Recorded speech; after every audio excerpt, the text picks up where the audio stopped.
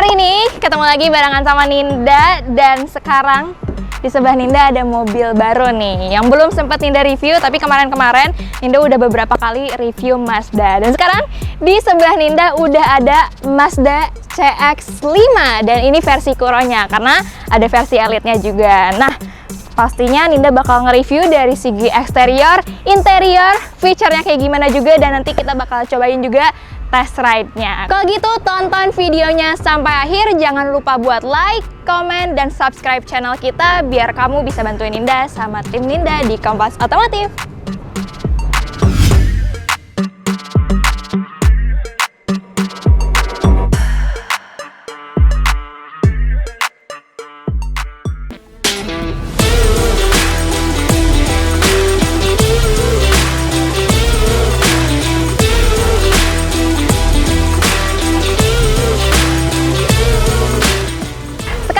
Pertama Ninda pasti bakal ngebahas si bagian eksteriornya sendiri. Nah, untuk versi yang Kuro sendiri ini di sebelah Ninda udah ada warna Soul Red, dan sebenarnya nggak banyak perubahan sama versi yang sebelumnya. Perbedaannya tuh hanya di bagian si bumpernya sendiri. Kalau misalnya kemarin itu kita di bawah sini punya fog lamp, tapi kalau yang sekarang ini kita nggak ada fog lamp. Dan untuk di bagian bumpernya sendiri perbedaannya sama versi yang Elite. Kalau yang kita di sini kita punya versi yang glossy gini, tapi kalau misalnya yang di Elite itu semuanya udah serba doff.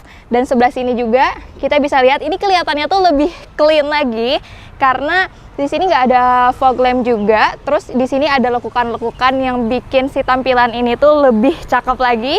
Dan untuk si bagian grillnya juga ini sebenarnya masih sama versi sebelumnya. Tapi untuk bagian lampunya ini semuanya udah LED projector. Jadi ini lampu sign-nya juga ada di bagian sini. Nanti kalau misalnya lampunya nyala, itu kelihatannya bakal lebih terang lagi. Nah, kalau gitu sekarang kita bakal pindah ke bagian samping, kita lihat eksteriornya kayak gimana. Sekarang kita ke bagian sampingnya sendiri. Ini kalau dilihat dari samping, ini sebenarnya tingginya tuh dari versi yang sebelumnya tuh cuman beda sekitar 0,5 mm, sama kalau si panjangnya ini cuman beda sekitar 2 mm. Jadi nggak ada perubahan dari size yang begitu signifikan. Tapi untuk di bagian roof railnya sendiri, di sini kita punya piano black. Tapi sementara di versi yang Elite-nya sendiri, roof railnya tuh nggak ada. Dan sekarang kita lihat ke bagian si kacanya sendiri, si jendelanya ini sendiri. Kita lihat ini ada two tone.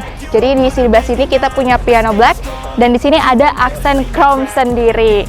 Nah, sekarang kita maju dikit ke bagian depan. Di bagian si over fendernya sendiri, ini ternyata udah piano black juga. Tapi kalau di versi yang Elite, sebenarnya mereka juga punya aksen matte. Jadi kalau misalnya di sini kita punya eksterior gitu, beberapa yang metalik gitu kan. Tapi kalau misalnya di yang Elite itu kebanyakan aksennya tuh matte. Terus bisa dilihat dari bagian si lekukan-lekukan dari si mobil ini sendiri, ini kelihatannya tuh lebih tajam daripada versi yang sebelumnya.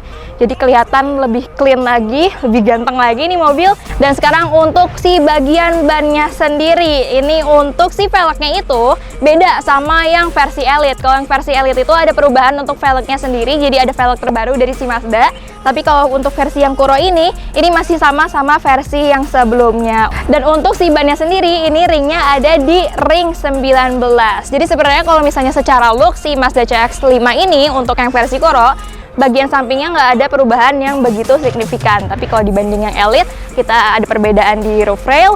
Untuk aksennya juga kita punya lebih banyak di metallic dan piano black. Dan untuk si velgnya sendiri berbeda. Kalau gitu, sekarang kita lihat ke bagian belakang, eksteriornya kayak gimana.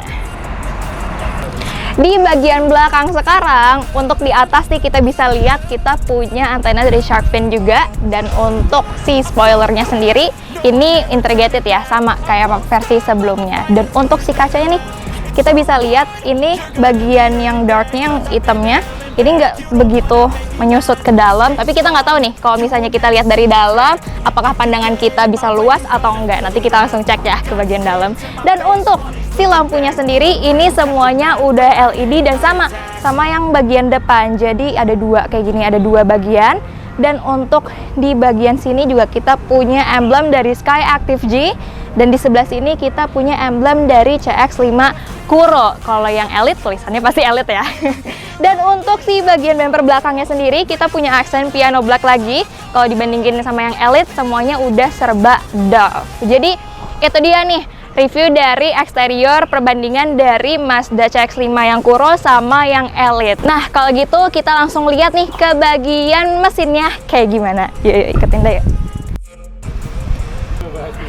Sekarang kita ke bagian mesinnya sendiri. Untuk si Mazda CX-5 si Kuro ini kita punya mesin Sky Active G di 2500 cc dan 4 silinder. Dan mesin ini tuh bisa menghasilkan tenaga maksimal di 188 horsepower di 6000 rpm dan tenaga torsinya tuh maksimalnya tuh di 252 Nm di 4000 rpm. Jadi kira-kira menurut kamu nih dari segi eksterior dan mesinnya menurut kamu kayak gimana? Boleh banget langsung komen di bawah. Dan sekarang Ninda bakal langsung ceki-ceki bagian interior dan fiturnya kayak gimana. Yuk.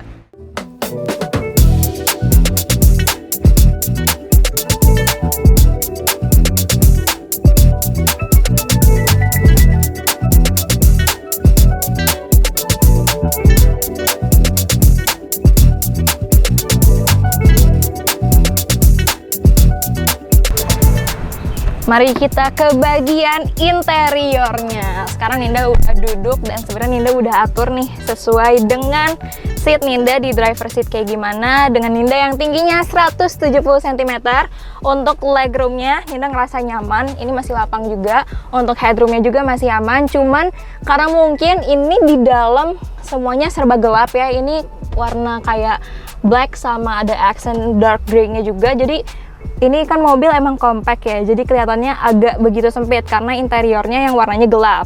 Tapi ini semuanya kualitinya, materialnya udah high quality. Ini juga udah soft touch. Ini materialnya udah kulit juga. Terus di bagian sini, di bagian jahitannya juga si switchingnya ini ada, kita punya aksen abu-abu. Tapi kalau misalnya yang di versi yang Elite, ini warnanya tuh kayak coklat agak kemerahan gitu di bagian si stitchingnya sendiri. Dan untuk bagian sebelah sini, ini tombol-tombol untuk si bagian jendelanya ini semuanya udah otomatis. Jadi kita bisa kontrol di bagian driver seat sini.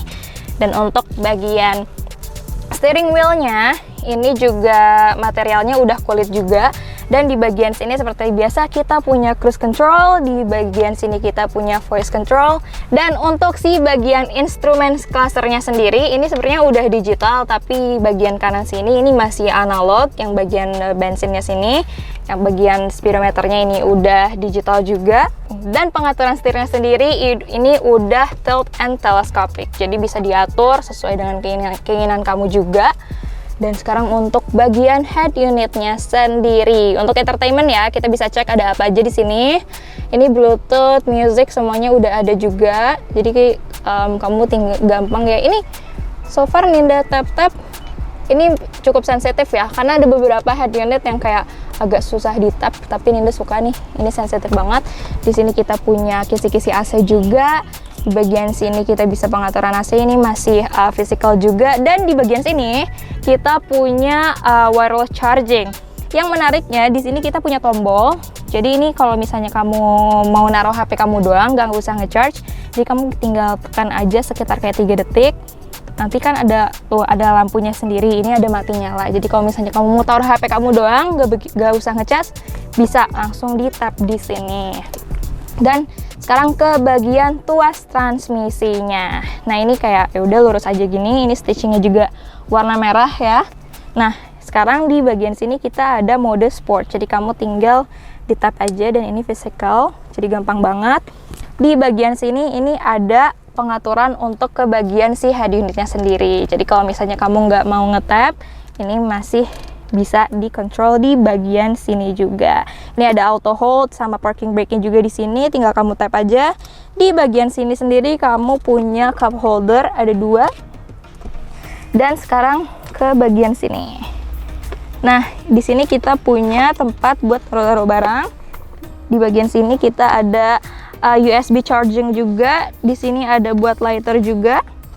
Di sini dikasih tempat lagi buat taruh nih, ada uang kan, ada bon, ada kartu-kartu kamu bisa taruh juga di bagian sini. Dan ini stitchingannya warna merah ya. Jadi kalau misalnya yang versi ini kita punya stitchingan abu sama merah. Kalau di versi yang Elite itu kayak merah coklat kayak batu bata gitu. Dan gak lupa kita juga di sini punya sunroof. Nah, di atas ini ada sunroof. Jadi enaknya nih sebenarnya, walaupun mungkin kata Ninda tadi ini kelihatannya sempit dan agak gelap, tapi kalau misalnya sunroofnya dibuka siang-siang, ini jadi kelihatan agak lebih terang dan luas gitu. Dan bisa kamu kontrol di bagian sini juga buat ngebuka dan tutup si sunroofnya sendiri. Bagian depannya udah, sekarang kita ke bagian belakang. Nah, untuk bagian belakangnya sendiri sebenarnya untuk Ninda nih, ini untuk headroomnya masih aman ya, gak begitu sempit. Dan untuk legroomnya juga dengan posisi berkendara Ninda ini juga masih cukup lapang, jadi gak begitu sempit juga. Dan untuk bagian pinggirannya juga sini semuanya udah soft touch, materialnya kualitinya masih sama yang di bagian depan. Untuk bagian stitchingannya sendiri kita punya aksen abu dan merah, beda juga sama yang Elite. Tadi Ninda udah kasih tahu kalau yang Elite ada warna brown agak merah gitu. Dan untuk di bagian depan Ninda sini, ini kita punya penyimpanan barang juga. Di bagian sisi sebelah sana juga ada. Di bagian sini kita punya tempat buat cup holder ada di sini. Terus di sini kita ada kisi-kisi AC. Tapi di sini nggak ada. Tapi di sini nggak ada power outlet. Kira-kira di mana power outletnya? Nah, ternyata ada di sini. Kita bisa lihat di sebelah sini ada cup holder. Di sini kayak ada buat nyimpan barang, tapi apa ya? Ternyata di sini kalau dibuka ada power outletnya di bagian sini. Jadi si USB chargingnya di sini. Terus HP kamu tuh bisa ditaruh di sini atau ditaruh di sini. Jadi ini lebih praktis lagi dibandingkan power outlet yang sebelah sini. Kebayangkan kalau power outlet sebelah sini, nanti pas lagi nge-charge, kabelnya kayak kemana-mana. Jadi kayak agak ribet gitu. Mending di sini. Jadi ini lebih praktis lagi. Jadi kelihatannya mobil ini tuh compact, praktis. Jadi ini di desainnya pun kayak lebih minimalis, jadi nggak ribet gitu loh. Walaupun sebenarnya menurut Ninda yang kurang dari mobil ini sendiri, ini adalah kayak ini kan serba gelap, jadi kelihatannya tuh lebih sempit gitu loh. Tapi sebenarnya kalau misalnya menurut Ninda, dengan Ninda yang tadi udah nyobain duduk di bagian depan sama bagian belakang, ini untuk size-nya tuh nggak begitu sempit dan menurut Ninda cukup nyaman duduk di sini. Dan ini seatnya juga cukup empuk, cuman ini udah fix ya, jadi kamu nggak bisa maju ke depanin terus ke belakangin juga, ini nggak bisa disenderin juga. Kalau gitu kita langsung lihat di bagian bagasinya seperti apa ya. Nah, untuk bagasinya sendiri ini kelihatannya cukup lapang juga, dan di bagian sini kita punya tuas gitu buat nurunin si bagian seat kedua ini. Jadi kalau misalnya seat kedua ini kita lipat ke bagian depan, ini bisa kayak nampung sekitar 1303 liter. Tapi kalau misalnya normal kayak gini, ini cuma di 458 liter. Dan untuk bagian tuasnya sendiri buat ngelipat si kursi ini tuh ada dua, sebelah kiri, sebelah kanan juga. Dan untuk di bagian dalamnya sini, nah kita ada si ban serepnya sendiri. Nggak ada tools ya, biasanya kita ada tools juga. Nah, untuk bagian sini sendiri kita punya baggage cover. Jadi ini kita bisa langsung ditarik aja. Ini nanti disangkutinnya ke bagian yang ada di atas di sini. Jadi ini benar-benar bakal nutupin bagasi kamu yang kelihatan dari si jendela belakang ini. Nah, itu dia review dari interior dari Mazda CX-5 versi Kuro ini. Kalau gitu kita langsung cobain dulu kali ya si test ride-nya kayak gimana. Jadi kita tahu nih sensasi berkendara dari mobil ini kayak gimana. Tapi kayaknya ini emang mobil cocok buat yang berkeluarga sih. Kira-kira nyaman atau enggak ya? Yuk. Nah, hari ini Ninda barengan sama Fatan lagi. Yeah. Kita emang sering ya kalau test ride itu pasti kita bareng. Pasti, kita bareng-bareng. Nah, hari ini kita ada di dalam Mazda CX-5 yang Kuro ya. Tuh. Dan ternyata Fartan ini sebenarnya udah sempat nyobain juga kan? Iya. Jarak jauh? Jarak jauh, dalam jarak kota? Dekat? Nggak jarak dekat, dalam kota. Dalam kota ya, jarak jauh sama dalam kota. Itu kalau misalnya ngomongin bensin nih, pastinya kita ngomongin bensin jaraknya. dulu ya. Oke, Nah, ayo. dalam kota sama luar kota tuh ngabisin bensinnya berapa sih? Sebenarnya ini irit kan. Dia kan mesinnya 2500 ya. Oke. Sebenarnya itu gede. Itu tuh gede, tapi dia irit. Untuk keluar kota, gua dapat konsumsinya itu 13,3 km per liter. Oke. Nah, yang di dalam kotanya dia 9,2 km per liter. Tahu nggak kenapa? Kenapa tuh? Jadi dia tuh punya sistem namanya, dia bisa kan dia apa silinder? Dia bisa ngaktifin 2 silinder. Oh. Jadi kayak ketika kita di jalanan turun, itu kayak yang aktif cuma 2. Dan dia juga bisa mati semuanya. Oh, Jadi pas kita turun tuh kayak kita nge-gliding gitu. Iya betul. Nah, itu yang bikin irit BBM-nya. Jadi tadi tuh dapat angka 13,3 keluar kota, terus dapat 9,2. Itu menurut gua sih untuk mesin 2500 itu irit. Biasanya kalau misalnya cuma ngabisin bensin sekitar segitu, biasanya mesin yang 2000 cc gitu kan. Mirip-mirip 1800 1500 turbo. Oh. Nah, ini 2500-nya Mazda sih emang khas ya, terkenal iritnya juga. Tapi udah sempat nyobain si mode sportnya sendiri belum? Nah, udah dong. Itu Gimana juga tuh? kemarin gue nyobain di jalan tol. Dia responsif banget. Oh, oke. Enak. Dia itu 2500 pakai transmisinya 6 percepatan dan dia ada pedal shiftnya nih. Oh iya Jadi ada bisa pedalnya di situ. gonta-ganti sendiri. Itu yang oke. nambah kesan sporty ketika lu bawa mobil ini. Kalau untuk si suspensinya? Suspensi. Nah, ini nih sebenarnya agak dilema ya. Kenapa tuh? Buat pengemudi, mobil ini enak banget buat dibawa. Oke. Jadi buat dibawa nikung, buat dibawa belok-belok di kecepatan tinggi, dia tuh cenderung stabil, nggak terlalu limbung. Tetap ada limbungnya, tapi masalahnya dari itu suspensinya agak keras. Oh, oke. Kemarin tuh gue bawa mama papa gue di belakang. Ya dia karena mungkin sudah di atas 50 tahun ya, kerasa banget soal suspensinya ini keras. Kayak ngomel lah. Iya. Ini keras suspensinya. Tapi biasanya kalau misalnya emang suspensi itu rata-rata kerasanya tuh buat yang duduk di belakang. Iya. Ada ban belakang ya? Iya. Dan mereka ngerasain banget. Emang agak keras. Mungkin kalau buat kita yang nyetir di depan nih nggak terlalu kerasa ya. Dan kita kan emang fokusnya nyetir. Tapi kalau yang belakang kan kenyamanan tuh salah satu yang utama ya. Betul. Gitu.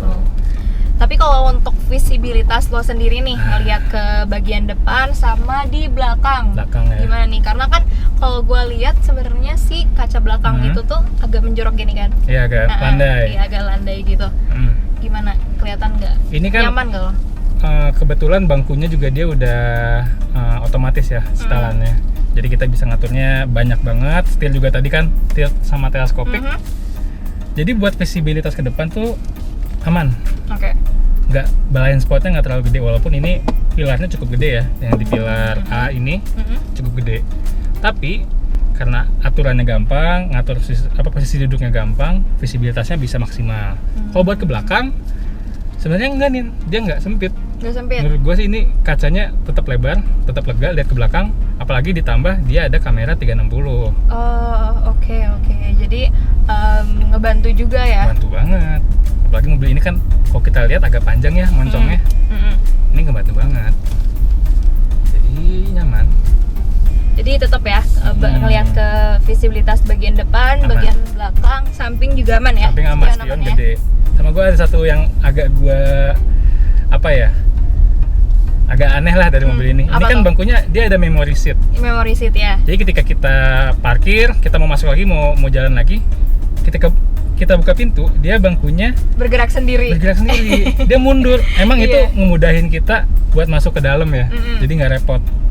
Tapi jadi kita mau masuk tuh mau langsung nyetir, tapi kita mencet dulu memory seat-nya. Iya. Balik dulu, tunggu Nungguin neng. dulu, Dan dia gitu kan. elektrik ya, kayak neng, nungguin berapa, mungkin 5 detik, 10 detik. Iya. Itu mungkin kalau yang buat orang yang buru-buru, gitu. Tapi kalau Soalnya kalau buat yang buru-buru 5 detik 10 detik tuh kerasa lama banget gitu kan. Bener.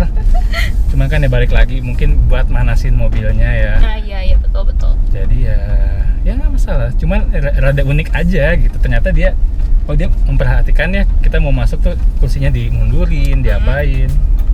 Tapi so far berarti aman ya untuk visibilitas, kenyamanan Gue senang berkendara banget bawa mobil juga. ini. Gua senang banget. Tapi lo ngerasa sempit nggak sih? Karena ini interiornya rata-rata black ya, jadi kelihatannya gelap. Iya. Ya itu sedikit sih ya. Tapi Wah. kalau malam-malam sih ya pasti gelap banget sih. Lo udah cobain nyetir malam belum? Udah. Gimana tuh? Tapi kan kalau enaknya gelap gitu kan Ya. jadi fokus gitu nih, lu liatnya ke depan. Oh, Cuman oke. kalau yang kayak gini kayak suram aja gitu. Wah, hitam semua ya gitu. Tapi kan ya gue kan mikirnya kalau misalnya malam-malam gelap banget, karena banget. walaupun sunroof dibuka ya tetap gelap kan. Benar, bintang-bintang kita liatnya. Iya. Tapi berarti walaupun gelap lo nggak ngerasa sempit gitu nggak? Enggak. Berarti aman ya? Ya, tapi ini kan gue setelnya rada tinggi nih posisi duduknya. Sama sunroof ya masih ada 5 jari. Iya, yang Tinggi penting gua- nggak nabrak-nabrak ya. Iya, tinggi gue 177. Jadi aman. Oke. Apalagi, gue mau bahas ini boleh nggak? Kayak dia tuh punya banyak sistem Boleh.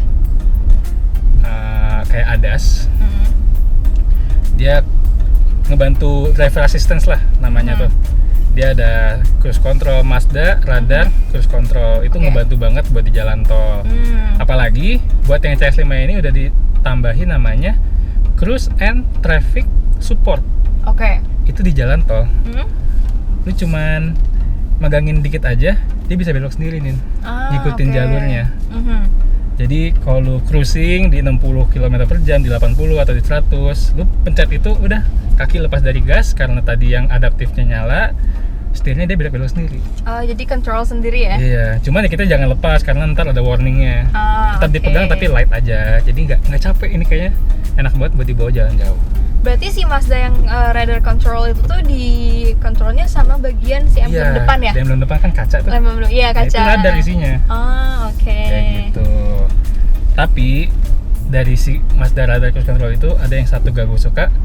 Dia minimal tuh kecepatannya 30 km per jam. Jadi kalau udah di bawah itu, dia nonaktif sendiri. Oke. Tiba-tiba depannya macet nih. Di bawah 30 kpj km per jam. Kita ya balik lagi gas rem, belok-belok. Cuman kalau udah lancar lagi di atas itu kita bisa aktifin lagi. Oke. Gitu. Dan Oke. untuk si bagian head unitnya sendiri, kita tadi udah punya Apple CarPlay sama Wireless ya apa iya, katanya. Android Auto. Tapi juga. Android Autonya nggak wireless. Oh, nggak wireless. Lu harus nyambungin ke sini. Oh, ini yang si USB bagian sini Betul. ya. Oke. Berarti Itu. yang wireless cuman si Apple CarPlay. doang. Oke. Cuman gue sukanya dia ada yang tombol di sini ya. Karena kalau nyetir, kalau jalan, touchscreen-nya nggak bisa. Oke. Tapi lo tau kan biasanya yang kayak gini tuh ciri khas dari mobil apa? Mobil apa nih? BMW. BMW ya. Karena yang gua tahu biasanya BMW nih yang punya kayak gini yang langsung BMW kan namanya iDrive ya. Iya, langsung connect buat ke si bagian Kalau Mazda head dia unitnya. namanya Mazda Connect. Oh, oke. Gitu. Cuma yang gue suka ya kita bisa tetap fokus nyetir, tangan masih bisa megang setir, satu lagi bisa kontrol dari sini. Jadi tuh nggak ada tombol-tombol di sini, semua setelannya ada di bawah. Dan yang gue suka Mazda itu kan dia mobil Jepang ya. Jepang. Karena biasanya mobil-mobil baru Jepang yang kemarin-kemarin baru rilis itu untuk si bagian AC-nya, kisi-kisi AC-nya, dia tuh biasanya udah nyatu sama si tuas transmisi. Jadi ini semuanya serba touchscreen gitu lah. Iya, Ini masih udah kaca tombol semua. ya. Iya, udah touch semua. Sebenarnya kelihatannya mungkin lebih futuristik ya. Iya. Tapi sebenarnya Kalau agak dipakai nggak ribet enak juga, kontaknya nggak enak, enakan fisik kayak gini Iya, ya. kalau fisik ini kita bisa sambil nyetir sambil nyetel. Karena kan kadang Gitu, kita ya. udah ada feel-nya ya, udah Iya, tahu kita nih udah tahu ini posisinya apa di mana. gitu kan. Cuman kalau yang touchscreen itu kita masih harus lihat ini bener nggak ya gue mencetnya. Iya, betul. Kayak gitu. Apalagi kalau misalnya salah pencet ya, Iya. ribet Aneh lagi. sih. Satu lagi nih yang Apa gue tuh? suka dari bawah Mazda ini lumayan jauh ya. Dia ada head up display. Jadi kelihatan gitu ya, ada Iya. di bagian Di kaca kacanya dia ya. kayak terproyeksi kecepatan, cruise control, sampai blind spot juga dia bisa ketahuan dari sini. Tiba-tiba Oke. ada mobil di samping kanan kita ngesen kanan, dia nih ngasih warning kalau kita jangan belok ke iya. kanan. Ini gue suka, jadi sebagai pengemudi tuh lu fokusnya ke depan. Jadi ini berfungsi banget, bermanfaat banget fungsi dari si head up display-nya. Kayak gitu nih. Nah, sahabat Kompas Otomotif, itu dia nih review dari eksterior, interior, dan tadi juga kita udah cobain test ride dari si mobil Mazda CX-5 Soul Red ini yang versi Kuro. Tapi ternyata ini harganya tuh sekitar 607 juta on the road. Tapi kalau misalnya kamu pengen warna si Soul Red ini harus nambah sekitar 4 juta rupiah. Jadi 611 juta. Kira-kira menurut kamu worth it apa enggak? Dengan mesin yang ada, feature yang ada, eksterior interior yang sempat diperbarui juga. Kamu suka atau enggak? Boleh banget langsung komen di bawah juga. Kalau gitu jangan lupa buat like dan juga subscribe channel ini. Ketemu lagi sama Ninda di video selanjutnya. Dadah!